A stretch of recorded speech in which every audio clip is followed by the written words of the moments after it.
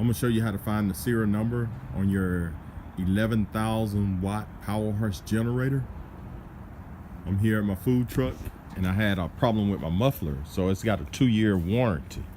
The muffler actually came loose, so they told me to give them the serial number of it. So to find the serial number, what you want to do, this is the front of the Powerhorse inverter. I mean, it's not inverter, it's just a Powerhorse 11,000 watts ES. So what you want to do is go on the back side. Once you're on the back side, you see where my muffler had broke loose. What you want to do is look on this base down here. And I'm gonna zoom in, and that's where you will locate your serial number. So that's where your serial number is located.